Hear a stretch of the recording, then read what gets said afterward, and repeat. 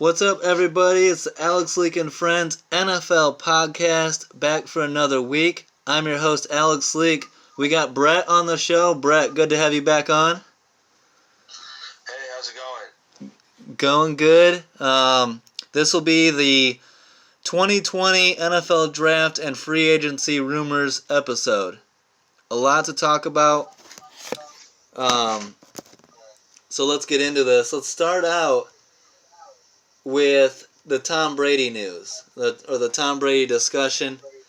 Where will Tom Brady play in 2020? You know, we've seen this before. Guys like Joe Montana, Peyton Manning, Mike Vick, Donovan McNabb, guys we never thought we'd see wearing a different uniform doing it. Brett Favre. And to me, Brady's one of those guys that I just can't imagine wearing any other jersey than the New England Patriots. Do you think that he's actually going to leave? I don't know. Why not? Why not? He's never explored free agency, so yeah. This could just be something that he just wants to do, to see, to know, what's still out there. I mean, it would have been a lot different 5 years ago. Yeah. But still, there's not many teams that in the position of it with him, getting older and whatnot, you don't know how much longer he's going to play and what you want to do for your future. But if you told me Tom Brady was available and he wanted to be on my team, it's really hard to say no. Yeah, absolutely. Even he struggled last year, but most signs point to him not having a lot around him, more so than him struggling. Yeah. I don't know. The defense is really good, and I'd heard or been told that it was something, a 1 year, $30 million offer or something. Mm-hmm.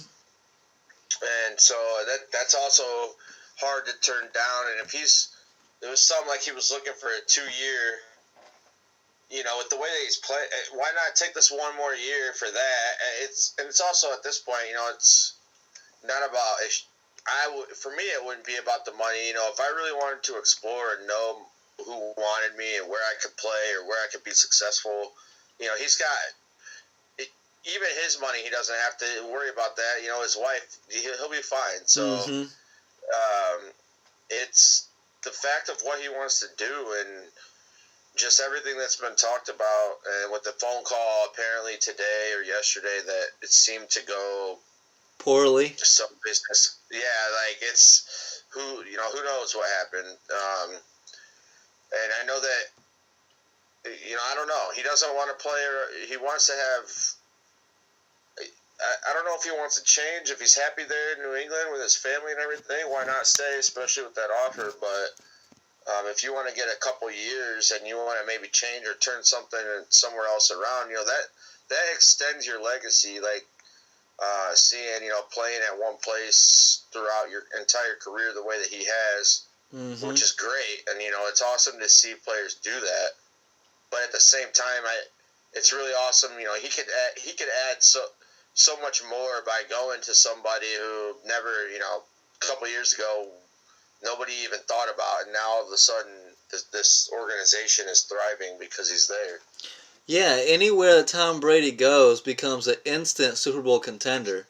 And I think that more so than Brady wanting to leave New England, because I don't think he wants to, I think Belichick wants him out. I really do. I think Belichick is ready for the next guy. He wants someone that he can develop. I don't think Belichick is near ready to retire. He seems to me like one of those guys that's going to be doing it forever, And it was sort of like Jim Moore with the Colts, or Monty Kiffin, or these guys that, do it forever. So I think that, if you're Tom Brady and you go, say, to San Francisco, I mean, would the Niners be smart to even do that? They just went to the Super Bowl with Jimmy Garoppolo. I mean, he's a young, capable quarterback coming into his prime. You've got plenty of years with him, but then at the same time, Garoppolo hits that one deep throw to Emmanuel Sanders, and he's probably a Super Bowl champion, and we're not having this conversation. That's how the NFL really comes down to sometimes one throw, and the narratives at least. I mean, do you think that? Yeah, you referenced Bill Belichick and Tom Brady having a conversation yesterday, and it quote didn't go well, according to Sports Illustrated. If you're San Francisco, would you even consider this? Would you consider Tom Brady an upgrade over Jimmy Garoppolo at this point in his career? Based off of this season they were both, I would say, carried by their defenses. Yeah. It's not typical to say of Brady, but yeah, he did. He didn't have a lot around, and that's not anything about his performance. It's just the fact that the Patriots defense did a lot to win them games this year, and that's just the truth. But it's much different with if he stays in New England and that defense is the same, and he gets another piece or two around him offensively, they're contenders. It's right, and it's like, man, it's just going to be seeing the same old thing with the Patriots. Going to be they're going to be led by the offensive power and Tom Brady and whatnot with a not so great defense, and now it's going to be that same offense with a great defense, and nobody wants to see that. Yeah. But at the same time, you're right. The 49ers just went to the Super Bowl with Garoppolo. He's young. That's your future, could be. And another thing is, he came under, you're having Tom Brady who was in the Patriots organization and under Bill Belichick. Well, so was Garoppolo. Mm-hmm. So yes, he's not there to that potential yet, or to that, the level of where Brady's at. But if you take him, somebody's going to want him. He's not going to sit behind Brady at two places now. Yeah. If he comes, so you give up that, and then you really have to go with the win now factor, and that means like immediately, because if Brady's only there 1 or 2 more years, and you don't win, and you don't have a quarterback that can step in and be as good or better than what Garoppolo's potential is, I guess, at least by the fact he led them to the Super Bowl, so that's hard to give up for somebody. But again, it's Tom Brady. I don't know what they have in the works or whatnot, but I'm glad I'm not the GM. Yeah. Coaches, the owner, none of that. It's hard. Yeah. It's a difficult decision, but we don't know what's being worked out and whatnot, and who knows what's going to happen. If I'm the 49ers, if I'm John Lynch, no way am I doing this. I mean, I'm not a Jimmy Garoppolo guy either, but he's young, he's not in his prime yet, and he played pretty well last year. He outdueled Drew Brees on the road and got that win against the Saints. He beat the Seahawks Week 17 with the division on the line. He was one missed throw away from winning a Super Bowl. He played a pretty good Super Bowl, really. I think that, I know the Niners are in win-now mode, but I don't think that Tom Brady makes them that much better. If I'm New England, you just keep it as is, keep Tom Brady there, and add more weapons. It's as simple as that. Exactly. Losing last year is on not having your safety blanket, Rob Gronkowski, for the first year in a long time, and a hurt Julian Edelman. And Antonio Brown was supposed to be the guy, and he got cut. Josh Gordon was supposed to be the guy, and he got moved away from. So I think if you're New England, You restock, give Brady some more weapons, run it back, and they're contenders just like always. Now, the biggest worry is Patrick Mahomes and those Chiefs. Can Brady still beat Mahomes and those Chiefs? And so that would be the question. If I'm San Francisco, why mortgage the future? It's a league where you either have a franchise quarterback or you don't. Why mortgage the future for a 43-year-old Tom Brady? I believe he's 43. When you have a young, going into his prime Jimmy Garoppolo, I just wouldn't understand it. So I think we're on the same page. Yeah. It's, you're right. You're giving up. You're stating that this 2 years or possibly even year with Brady is worth more than the several years that you could have with Garoppolo when you just, and what you said, he went into the last week of the season with the division on the line and won. Yeah. He went in and played against, the Saints and won, and he was one throw. I mean, there's several things you could say in the Super Bowl that could have been different. Mm-hmm. But you're right. Essentially, that one throw, it could change the whole dynamics of what happened, and they could have been Super Bowl champs. So,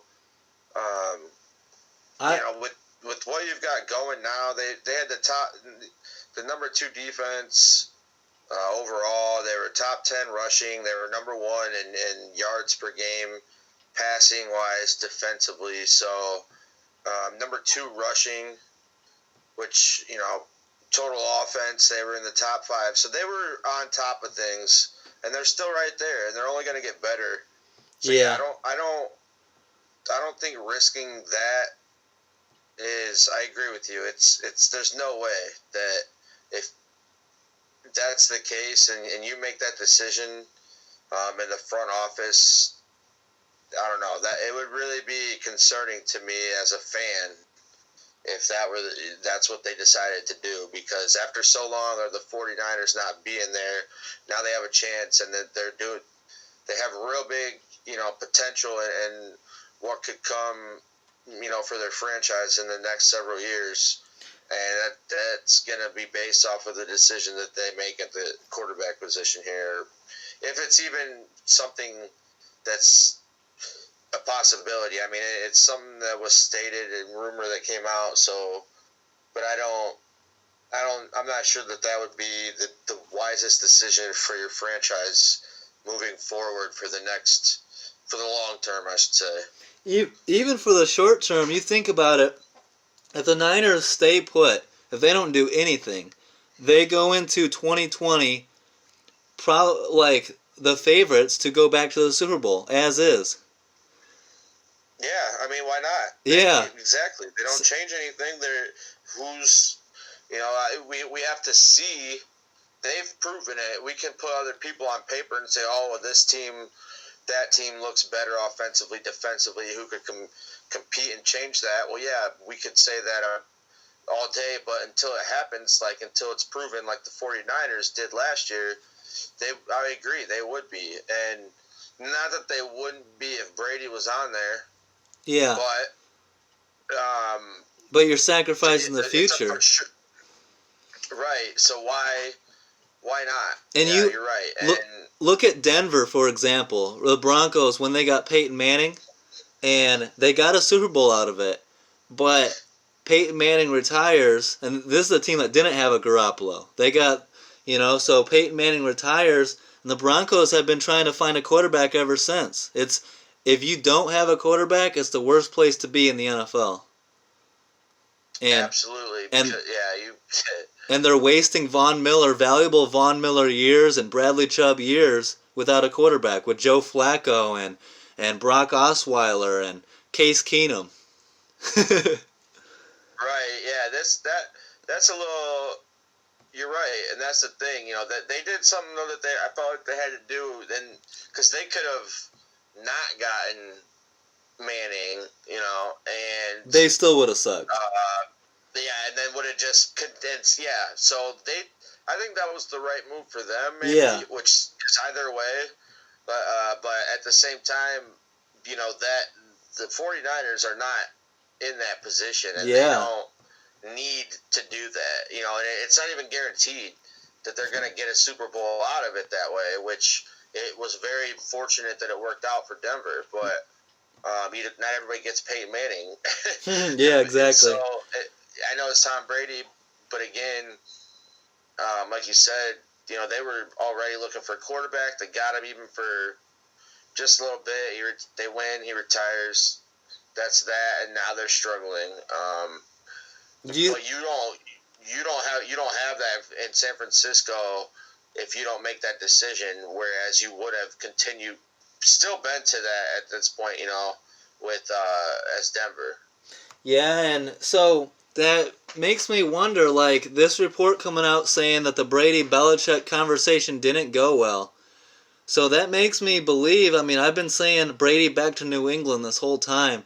If that's true, where else is Brady going to go? Is it Tennessee? Is it the Vegas Raiders? I mean, you know, and then what does that mean for Derek Carr? What does that mean for Ryan Tannehill? There's a lot of moving pieces here. What's your prediction at this moment where we'll see Tom Brady start week 1? Well, I've heard a lot about the Titans, and that would be crazy if he stayed in the division.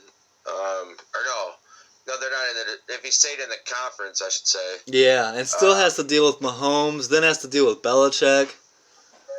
Right, and that which, you know, he can overcome that, but I think, I don't know. There was the video of him, him FaceTiming Vrabel the other day. Mm-hmm. At the game, I mean, I know that they played together. You know, that they've known each other for a long time. But you know, FaceTiming a head coach from another team and a head coach FaceTiming a quarterback from that's. I don't think that they're like best friends or anything. Maybe I could be wrong. I don't know, but that seems very, especially with the words and with all this other stuff in New England going on. It's pointing possibly towards Tennessee. That could be an option. I forgot about the Vrabel-Brady dynamic there. And Vrabel could look at it and be like, I mean, Tannehill played well last year, but is Tannehill like a long-term answer?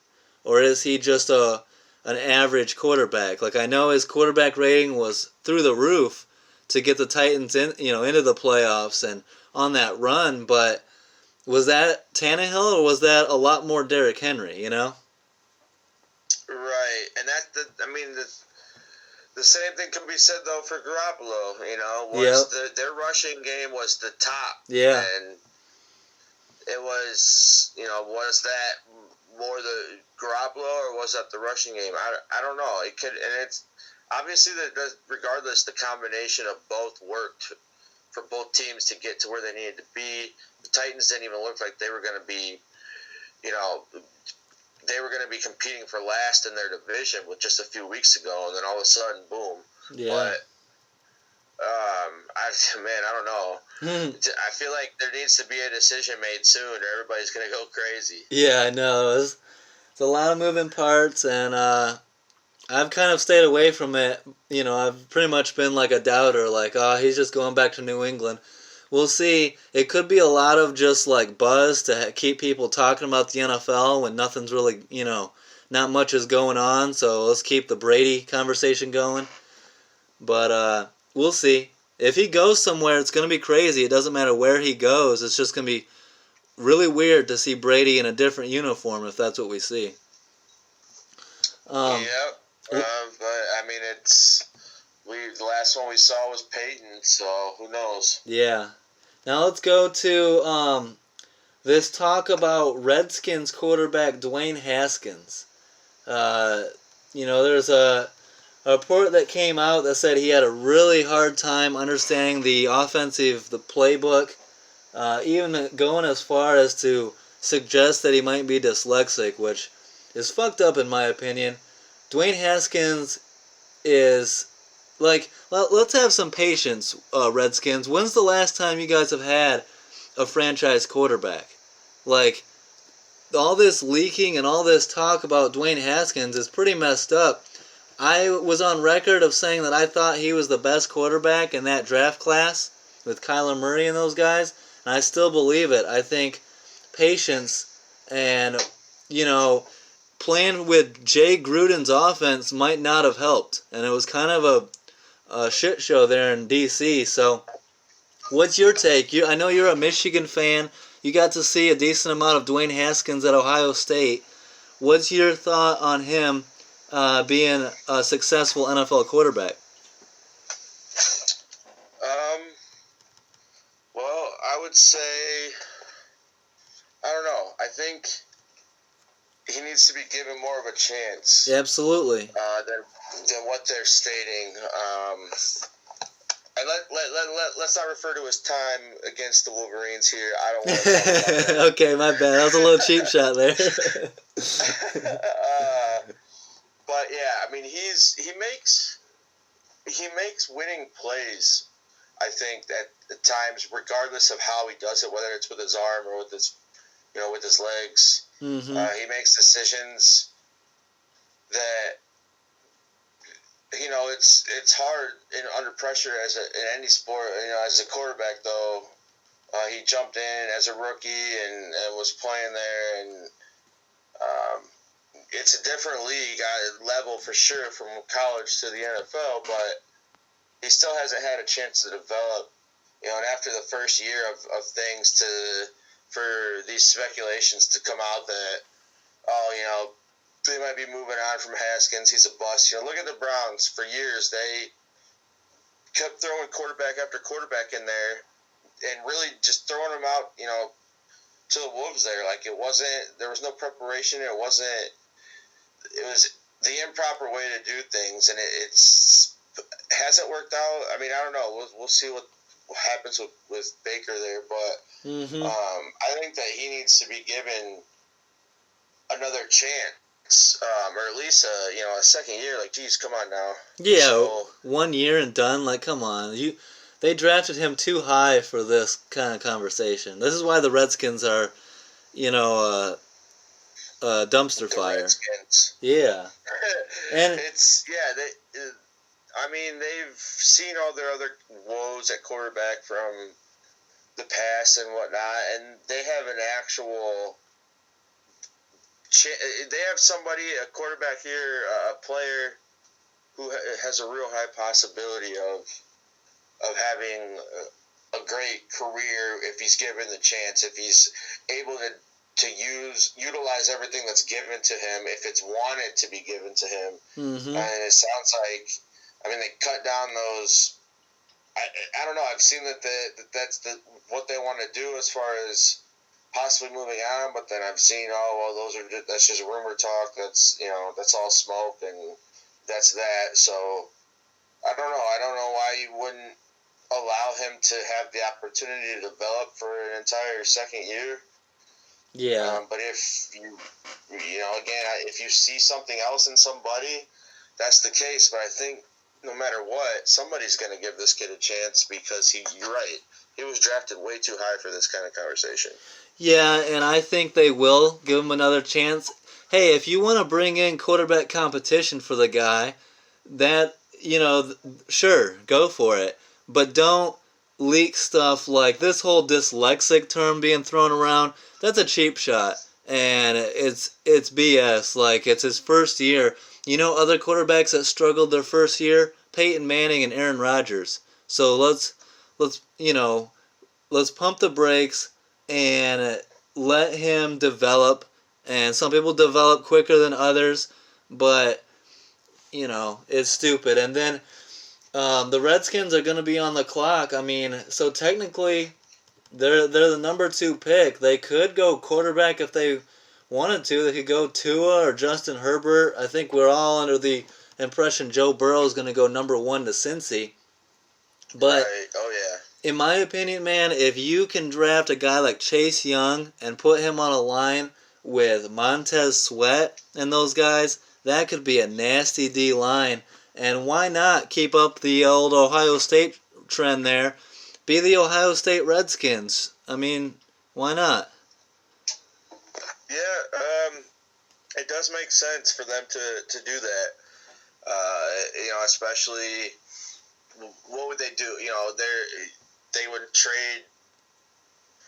I mean, they wouldn't if they were going to trade up and take a quarterback. Who would they trade up for? Tua, who's hurt, They could or who had recently been hurt.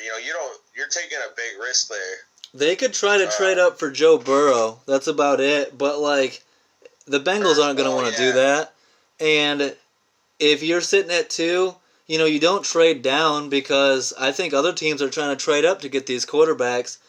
I mean, I don't know. Or I guess I was saying if you were to take to it too, Mm-hmm. you're really risking. I don't know if you're saying that you're giving up on Haskins and you want to do that. You're right.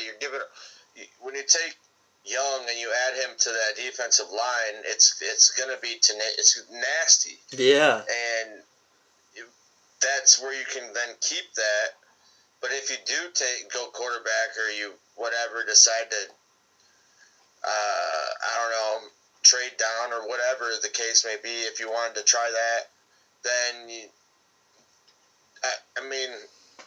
could be taking a big risk at changing that and not getting something for your defense. And they could get Young at 2, and Haskins may not work out. Mm-hmm. But then you still have that fallback on the fact that your defense is going to be tremendously improved. Whereas if you say, we're going to take Tua or take whatever, somehow get another quarterback and try to replace Haskins, and it doesn't work out. Well, now you have neither one. So yeah. And again, Tua's hurt, and I'm not even saying that Tua. Who knows? But Haskins has been there for a year. He's had that time. He's had all summer. This time off, he's going to have all summer to read the playbook, get through, not just be thrown in and be like, all right, kid, do this. Like, mm-hmm. That's nobody's doing that in the world. Like you said, you name other quarterbacks who struggled, and then boom, they were given a chance, an opportunity, they worked through it, and it's you'll never know if you don't at least attempt it to be. So, but with that being said, I really wouldn't mind seeing Chase Young wearing a Honolulu blue jersey. Yeah, I know you guys are hoping he falls. They can, if they want to trade down so somebody else can get a quarterback, or they want to go ahead and take whatever, that's fine with me too. I'm not too concerned about Washington's future. But if it were me as in that position picking, yeah, I don't see why you wouldn't stick with Haskins for another year. And if it doesn't work out, you still have the fact that you drafted Young at 2, and you can develop that defense and maybe get somebody like Garoppolo, who may not have to do everything, but can be there to be the field general and make sure that everything works out for your offense.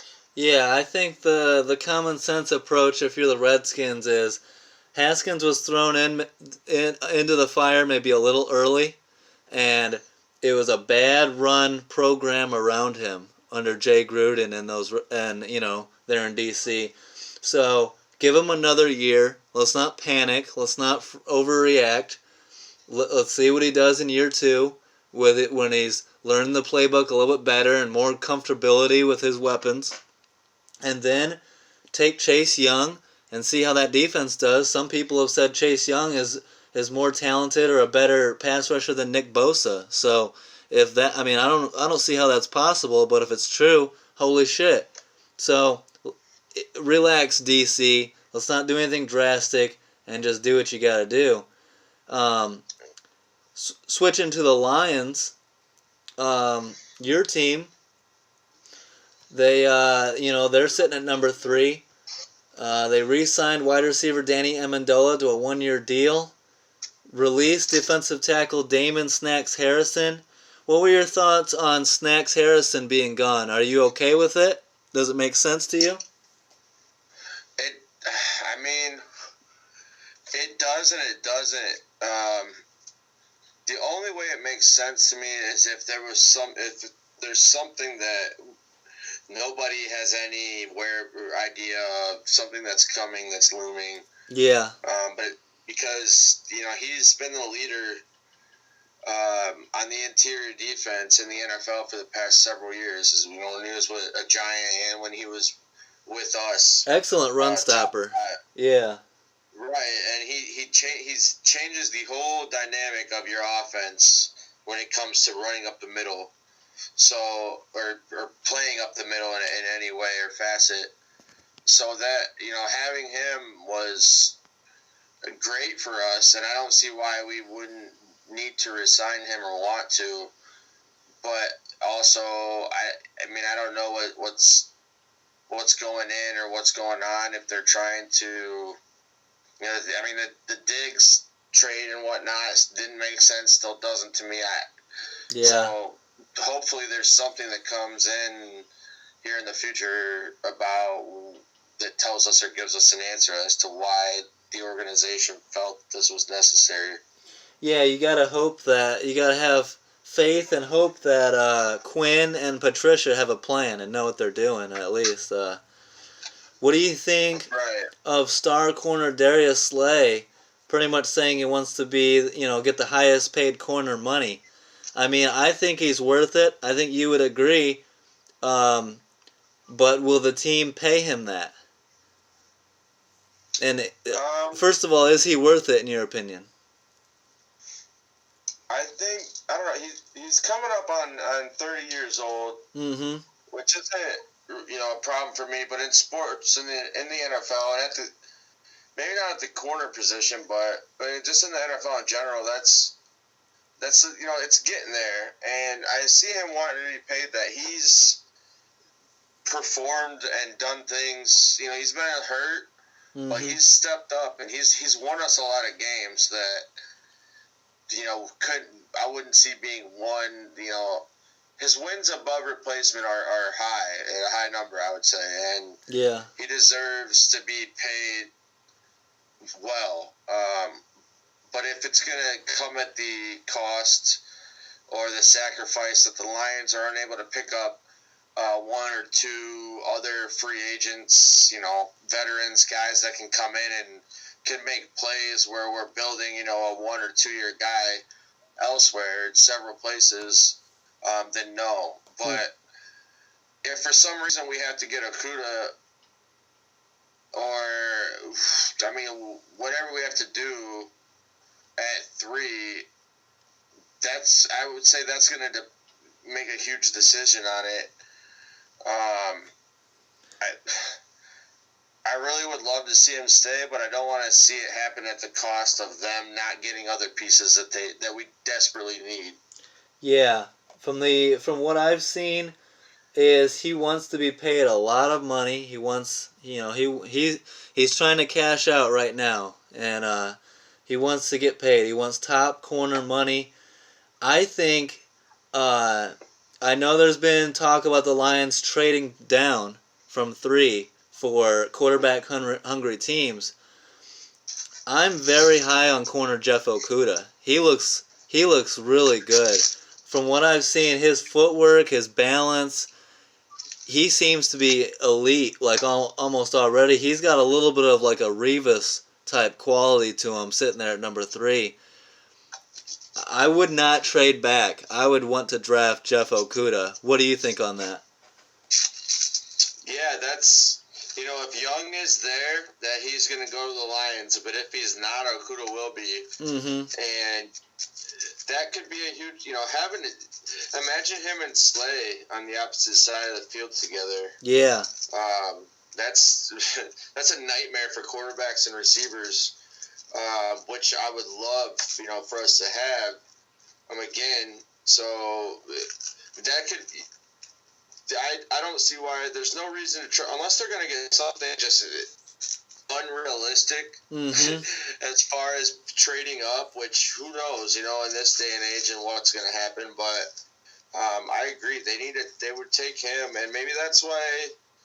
Maybe that was a big thing with the whole Diggs and with Snacks now being gone, that could open, that opened a lot of space for them, cap room wise, to be able to sign somebody and re-sign somebody like Darius Slay, where Yeah. they could bring in, like you said, that what seemingly so is already, in the NFL, their kind of player, even though hasn't played a game yet as a rookie. But that would be dynamic duo again. And if that's what it is, you're right. It has to be a huge package to be able to trade down. But I don't see anything being able to match the fact that they can have just an unreal tandem there at corner to start the season. Yeah, and my thoughts are this. If the Lions are going to trade down, keep it at like 5 or 6 with the Dolphins and Chargers. If you're going to trade down, go from like 3 to 5 or 6, because your options are still pretty good. Whether Jeff Okudah falls to you at that spot, or even if you don't get Okudah and you decide to pay Darius Slay, you could still end up with defensive tackle Derek Brown, who's a bit of a Snacks replacement, or the combine warrior, the linebacker safety Isaiah Simmons out of Clemson, who, that would, I don't want to see him wearing a Lion uniform, so there's options here. You're right, and that's the thing. The middle of the defense has been a problem for us injury-wise and keeping consistency there. Mm-hmm. So that wouldn't be a bad option either, like you said, to be able to, if we did trade down and, maybe we did get the 5th or 6th pick and we get another pick in the 2nd or 3rd or something. Yeah.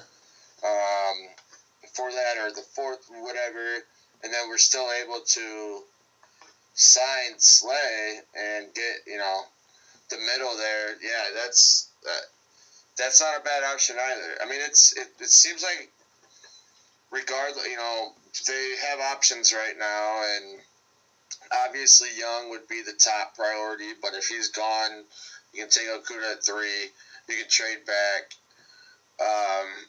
and still, you'll have a top 10 pick, so it's the Lions, I think, are in a driver's seat right now for that. They just have to.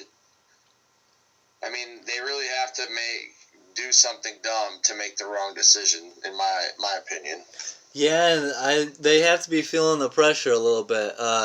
Bob Quinn and Matt Patricia, I believe, are both on the hot seat this year, and if they have another down year in Stafford's, pretty much still his prime, then I think they're both going to be gone if they don't. This is a year that they need to get to the playoffs. I think you would agree with me on that. Yeah, they need to get to the playoffs, and they need to win a playoff game. And if not, they need to win the division at least. Yeah, get a home playoff game. Right, and something has to change. No division titles, no playoffs, and since before I was born. So let's change that, please. Yeah. All right, let's look at the Bears, since we're talking NFC North here a little bit. Bears have talked with Bengals about trading for quarterback Andy Dalton, and are also looking at other veteran quarterback options. Derek Carr, if he were to become available, Marcus Mariota, Nick Foles, Case Keenum, etc. Bears fans are a little bit up in arms about the Andy Dalton, like if we bring in Andy Dalton on a cheap deal, and he's the backup, Andy Dalton can be a decent backup. So could, I'm not high on Marcus Mariota at all, but Nick Foles can be a decent backup. Case Keenum can be a decent backup. I'm telling you, I don't think the Bears have any intention of bringing in a quarterback that's going to replace Mitch Trubisky. I'm 100% Mitch Trubisky is going to start week 1 because the GM traded up to draft him at 2, and his reputation is on the line there, and Ryan Pace is still holding on to that slim belief that Trubisky can be the guy. Yeah, you're right. At this point, it has to come to fruition for them because, yeah, you're right. His job's on the line there with that pick and what he did to trade up. Yeah, especially So with Mahomes and Watson available, like we've all heard a million times. But I mean, it's the reality.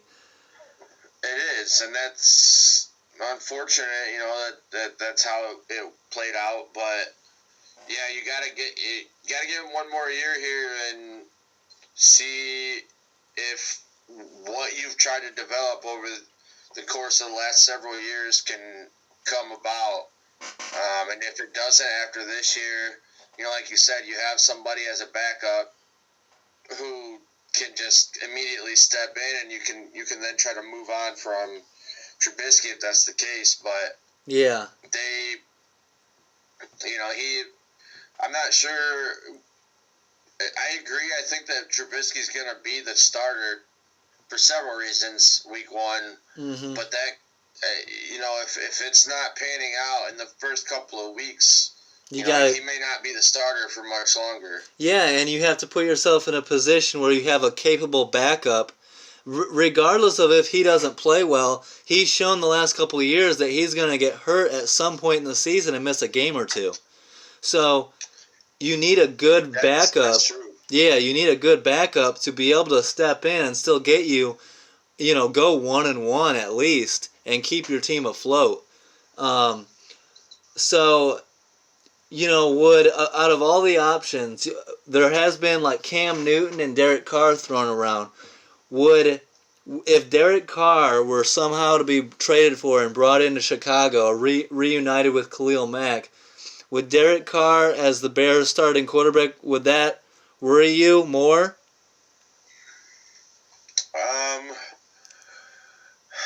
That's a tough one. What's your opinion on Derek? I think that Oakland, or not even Oakland, Vegas now. Vegas, yeah. That they're, I don't know. I feel like they don't even know what's going on there. They were like a 13-3 team 2 years ago, and then last year they didn't. Now they're like third in their division. I think that's just really odd to me. Like 3 years ago, they were 13-3. Yeah, but I agree. He was showing so much promise, but now they've kind of like leveled out.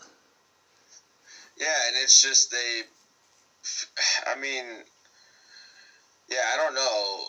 It's really weird that it looked like that was promising. Like, yeah, and now all of a sudden it seems like nobody knows what's going on there. They're in every game. It's kind of like the Lions. Like, they're in every game. Mm-hmm. Up until the end of it, and then one big play is made, and it's not like they have either side of the ball that steps up prior to that puts them in the position to feel comfortable at the end of games. And then they ended up just maybe losing quite a few more than they had won the previous year for it. And, now we're talking about them being down. But if, with the defense that the Bears have, they can put a lot of quarterbacks in positions to do well. And that could be the thing with Trubisky. I'm not stating that he's not the one for them, but at the same time, you get a lot of help when your defense is getting people off the field quickly. Yeah. And if that's changed even by a couple minutes of time of possession, that changes the whole game. So I think if Carr had that kind of defense, he could do really well, but at the same time, it'll be his first year coming in here, and it could be a huge problem. But do you think if Carr came there, you said that you think Trubisky's going to start? If Carr comes in, Carr's going to end up stealing the starting spot, I think. I think he's a better quarterback. He's got, I think Carr has really good qualities, but like, I don't know. It's hard to say, but I think Carr would steal the starting spot, yes. Yeah, I agree. I think he would too. And I don't see why anybody could be upset or mad about that. But at the same time, again, like you said, they did what they did to trade up from 3 to 2 to get that. And if you just 2 years later say, oh, well, we're going to just bring in this other guy and everything that we just tried to do is for nothing. You're going to have a lot of upset fans there in Chicago, and you're going to have a lot of happy fans around the division in Detroit, Minnesota, and Green Bay, because that's just, it shows that you were working for something, going for something for so long, and then all of a sudden, like, why now? Like, why has it just changed? Like, Yeah. Unless Brady's like, oh, I want to come to Chicago. Yeah. Then I get it. But Carr, I mean, who knows? We'll see what happens. I think that the Bears have to, after giving up a few pieces or letting a few pieces go defensively, they need to do something that shows that they can still be there. Otherwise, it might be several more years of being down for the Bears organization. And that's what happens when you draft a quarterback number 2 and you miss on him. So, this is my thinking. There's a couple different ways I'm going to go here. Sometimes, if you draft that high and you miss, the best thing you can do is admit your mistake and move on. And, admit your mistake and go aggressively after Derek Carr, Cam Newton, someone of that caliber, Tom Brady, that's a proven winner. Yeah. Now, I do not want to go in that direction. I know Trubisky had a really bad year last year, a pretty bad year. Very inconsistent, but I also am going to continue to point back to, I think that Matt Nagy had a really bad year play calling. Okay? I think that so much so that people were asking him to give up play calling a couple times during the year. I think that we traded up to draft a running back that we rarely used and didn't get him going at all last year. David Montgomery has got to be a key going into 2020. We have to get him more involved. I think that our receiving core, while promising, led the league in drops for, most of the year. Didn't end the year that way, but was still pretty high in drops. And that's going to hurt any quarterback. And fourthly, I think our offensive line from the get-go was very poor at blocking on both run and pass. So all those things put together makes it very difficult for even Derek Carr to come in and be successful.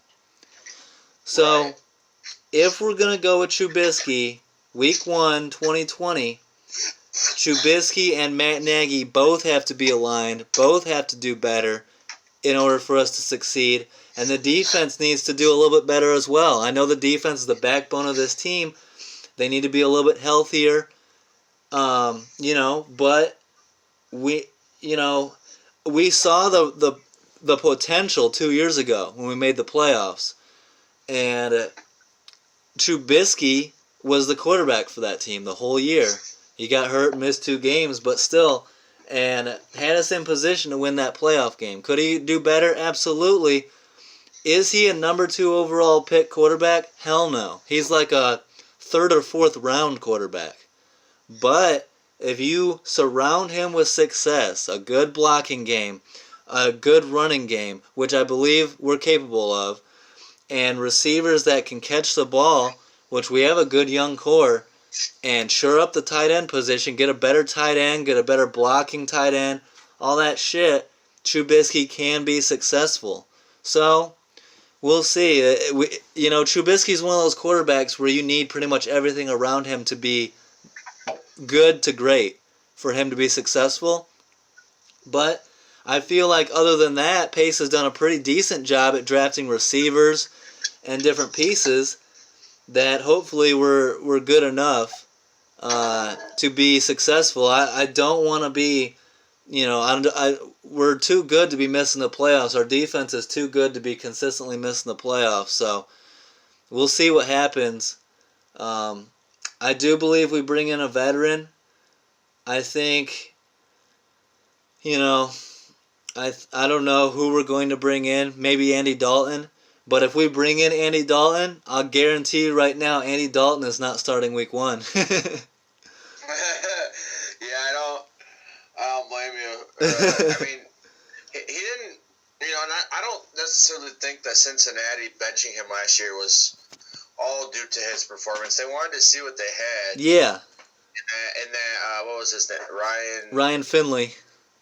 Finley, yeah. Yep. And so, but at the same time, I don't know. Dalton has been very inconsistent throughout the years. So yeah. Maybe he does. Maybe he just needs a change of scenery, and maybe Chicago's it, or maybe it's somebody else.